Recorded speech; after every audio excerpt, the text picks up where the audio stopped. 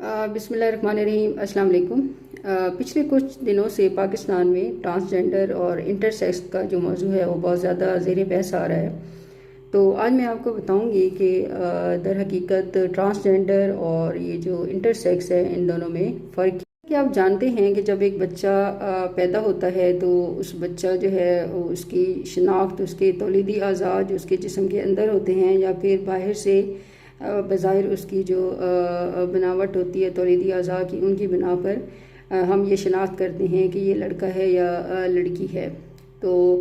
بعض اوقات اللہ تعالیٰ کی طرف سے ایسا ہوتا ہے کہ آپ اس کو آزمائش کہہ لیں یا بدقسمتی کہہ لیں کہ جب ایک بچہ پیدا ہوتا ہے تو اس کی جو جسمانی بناوٹ ہے، جنسی اعضاء ہیں،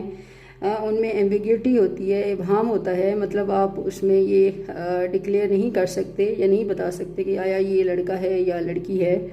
تو اس طرح کے جو بچے ہیں ان کو ہم انٹرسیکس چائلڈ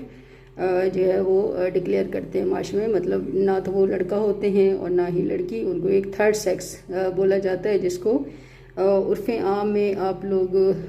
ہجڑا بھی کہتے ہیں۔ ٹرانسجنڈر کیا ہوتا ہے؟ ٹرانسجنڈر میں بنیادی طور پر جب ایک بچہ پیدا ہوتا ہے تو اس کی باقاعدہ شناخت ہوتی ہے کہ یہ لڑکا ہے یا لڑکی ہے،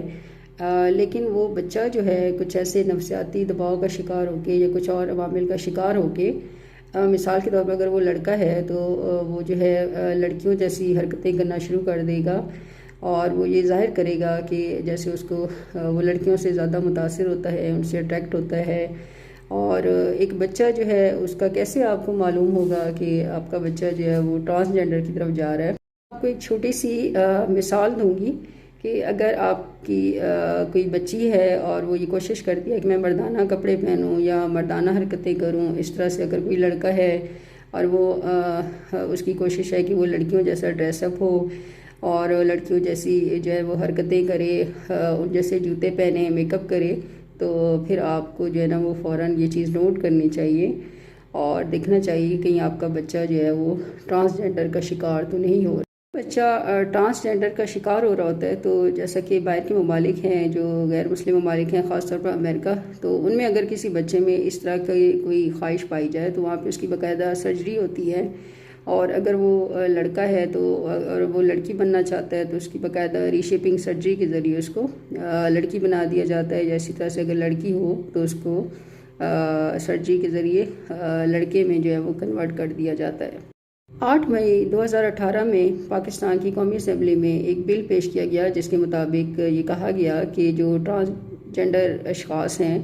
ان کو بھی معاشرے میں ایک مقام دینا چاہیے، ان کو کسی قسم کی ہراسگی جو ہے اس سے محفوظ کرنا چاہیے، اور باقاعدہ اب یہ بل جو ہے اس کی منظوری آ چکی ہے، جس کے تحت پاکستان میں بھی اب یہ ممکن ہوگا کہ کوئی بھی شخص جو کہ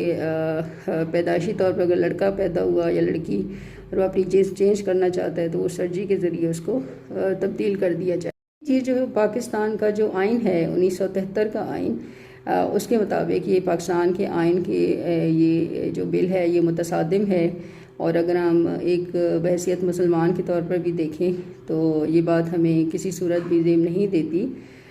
جیسا کہ آپ جانتے ہیں کہ اگر ہم پچھلی قوموں کو دیکھیں تو قوم لوط جو ہے اس کو سب سے زیادہ عذابوں میں مبتلا کیا گیا، اور آخر میں اس پہ پتھروں کی بارش صرف اسی وجہ سے کی گئی